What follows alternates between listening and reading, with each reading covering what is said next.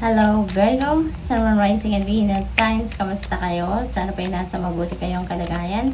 Welcome back po sa Star Tarot. Kung bago kayo dito, welcome din kayo. Thank you for your support. I truly appreciate it. God bless you all. Pauna mensahe ninyo, patience. Okay? Be patient and allow destiny to unfold at its own pace. Ayan, be patient. Kasi importante na marunong tayo magpasensya, marunong tayo maghintay. No?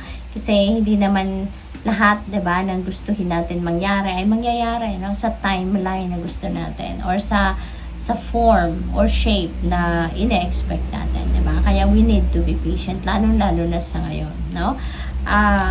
Hayaan natin ang destiny, no, na mag-unfold organically kasi anyway, destiny naman is always at play, hindi ba? So hayaan na lang natin, maghintay na lang tayo, no?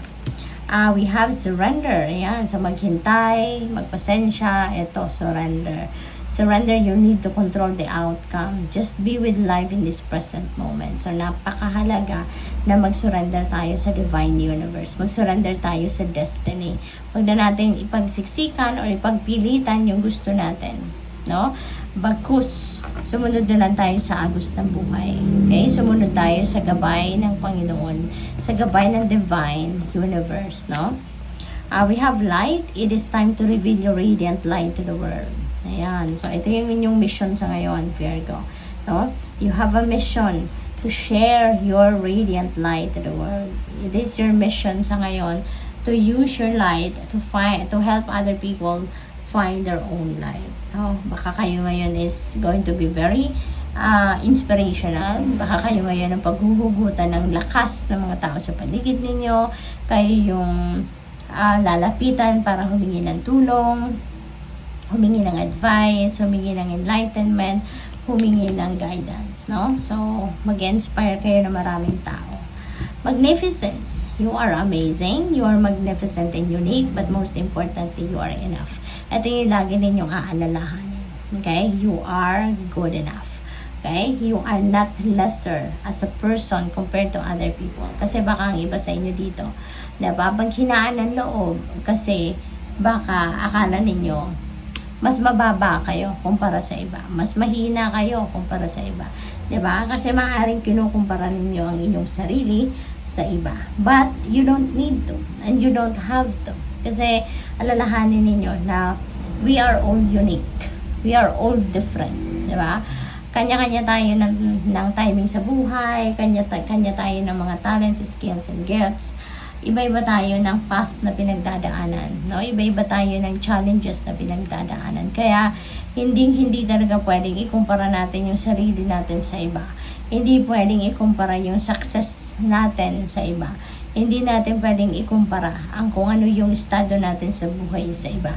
Kasi iba-iba tayo ng path na dinadaanan sa buhay. Kaya hindi pwedeng, hindi tama, no? Hindi tama na magkumpara tayo, no, ng sarili natin sa iba.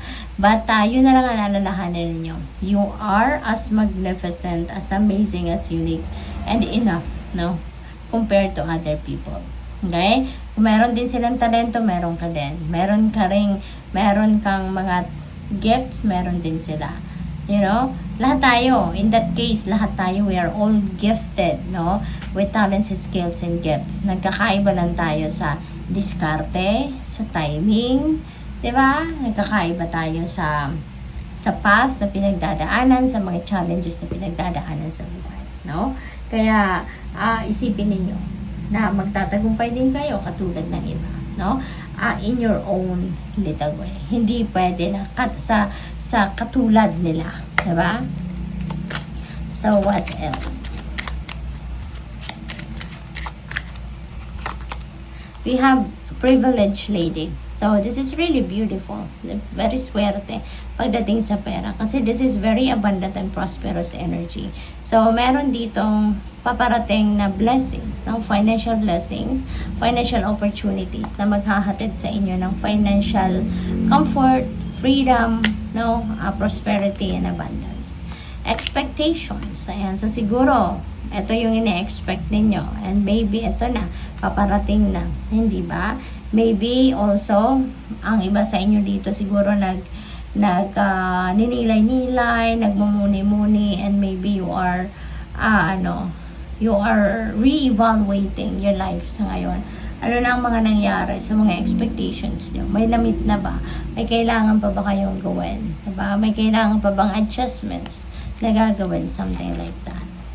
Unexpected income, which is really beautiful. Kaya siguro kayo magiging prosperous and abundant sa ngayon dahil din sa unexpected income na to. No, this is not what you are expecting. Diba? Kasi unexpected ito. Hindi ninyo to inakala, hindi ninyo ito inaasahan, pero this is God's gift. No, this is God's gift na meron kayong biyayang paparating. Merong racket, meron sigurong service na merong kukuha ng iyong servisyo, kung ano man ang ginagawa ninyo, so pwedeng ganon. We have house.